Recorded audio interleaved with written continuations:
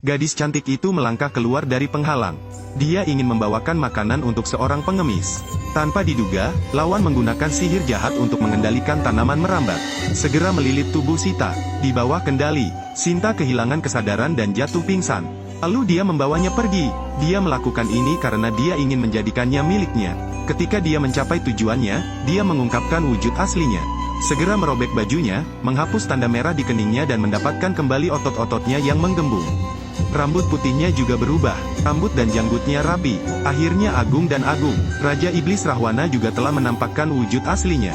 Pada saat yang sama, Ratu Kelelawar dan bayi kelelawarnya tiba pada waktu yang tepat, dan mendarat di depannya. Setelah itu, Sita koma, karena dia dikendalikan oleh sihir jahat.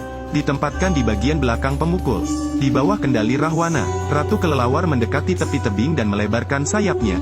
Sebelum suami Sita Rama dan kakak iparnya tiba, lalu ia melompat ke bawah. Ia bergegas turun, dan Rahwana berpikir dia bisa pergi. Seekor elang menyelamatkan Sita, namun Ratu Kelelawar terlalu pintar dan mudah menghindari elang tersebut. Kedua belah pihak mengejar dengan sengit di sekitar ngarai. Pada saat ini, Ratu Kelelawar tiba-tiba menurunkan ketinggiannya, dan tiba-tiba melonjak. Ia ingin menghalangi jalan elang, dan menambah jarak. Karena guncangan hebat, Sita terbangun dari komanya. Melihat Sita sudah bangun, elang segera melaju kencang, dan mendekati kelelawar itu. Di waktu yang tepat, ia menggunakan cakarnya untuk memotong tali yang mengikat Sita. Rama dan saudaranya juga mengejar ke bawah. Rahwana sadar ia tidak bisa lepas dari kejaran sang elang. Dia membiarkan kelelawar itu menurunkan ketinggiannya, untuk memanfaatkan pancaran air yang mengaburkan pandangan elang. Tapi sama sekali tidak efektif. Dia langsung ingin membunuh elang itu. Jadi dia menipunya hingga ke jurang yang dalam. Siapkan serangan balik. Ketika melihat peluang, ia segera mengulurkan cakarnya. Dan ketika cakarnya hampir mencapai Sita, Rahwana melambat dan meraih kakinya dengan erat. Segera berakselerasi lebih jauh ke dalam ngarai. Dia membanting elang itu ke tebing, lalu melarikan diri bersama Sita. Melihat hal tersebut, elang mengejarnya dengan kemauan yang kuat. Terburu-buru langsung menuju sasaran tanpa rasa takut. Tepat pada saat ini, sekelompok bayi kelelawar tiba-tiba muncul, dan ikuti di belakang. Saat elang mengangkat cakarnya menyerang untuk menyelamatkan Sita lagi, kelelawar segera mengepung mereka, sehingga tidak mungkin untuk melanjutkan. Rahwana tiba-tiba melambat, berbalik 180 derajat dan bergegas menuju elang raksasa. Saat Ratu Kelelawar secara bertahap menstabilkan tubuhnya, kemudian dia mengamati jarak ke elang. Dia segera memanggil pedang bulan.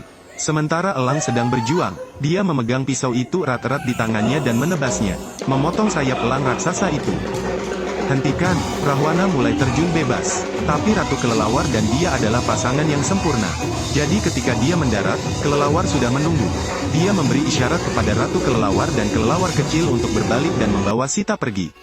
Elang kini kehilangan satu sayapnya, jadi tidak bisa terbang lagi. Saat jatuh, bahkan dahan pohon di bawahnya tidak mampu menopangnya. Ia hanya berhenti ketika jatuh ke tanah.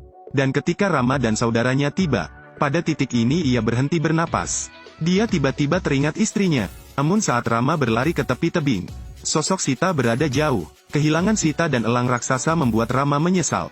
Dia dipenuhi dengan kebencian. Dia diam-diam bersumpah akan hal itu. Suatu hari aku akan membalas dendam ini, dan membuat Rahwana membayar hutang darahnya sebanyak 2 kali. Rama melakukan doa untuk elang, kemudian kremasi sendiri. Saat itu Rahwana telah menyeberangi lautan, membawa Sita yang ketakutan ke Pulau Langka. Ini adalah kerajaan Langka yang didirikan oleh Rahwana. Para penjaga monster menundukkan kepala saat melihat Rahwana datang. Kelelawar itu menuju ke istana, di mana sang ratu sudah menunggu dengan penuh semangat. Setelah beberapa saat, kelelawar itu perlahan-lahan menurunkan ketinggiannya, dan mendarat di landasan pacu di bawah. Para staf darat yang sedang menunggu segera melemparkan rantai besi ke arah pemukul tersebut, untuk mencegah mereka terbang ke sana kemari. Ketika dia melihat Rahwana menangkap istri Rama, Wajah Ratu menunjukkan kekhawatiran. Namun hal ini bermanfaat bagi adik Rahwana, karena Sinta adalah saingannya. Dan alasan mengapa Ratu tidak bahagia, itu karena dia peduli pada kerajaan Langka. Langka secara bertahap kelelahan dan bencana akan segera melanda. Di sisi lain Rama dan saudaranya sedang mendiskusikan bagaimana cara menyerang Langka dan menyelamatkan Sita. Padahal Rama adalah seorang pangeran, tapi dia memilih untuk menyerahkan tahta. Jadi kewenangannya hanya nominal. Tepat saat keduanya menemui jalan buntu, kemudian seseorang misterius keluar. Ketika Sesh melihat orang ini, dia segera menarik namanya dan bersiap menjawab. Karena gelap dan di tempat ini sering muncul hantu penghisap darah, Namun Rama sangat baik dan membantu wanita tua itu. Dan biarkan dia beristirahat. Tapi dia tidak menyangka hal itu. Begitu wanita tua itu duduk, dia segera mengambil beberapa buah dan menawarkannya kepadanya. Rama tanpa ragu mengambil satu dan memasukkannya ke dalam mulutnya. Melihat Rama sungguh sangat baik. Jadi dia tidak menyembunyikannya lagi. Wanita tua itu perlahan berdiri.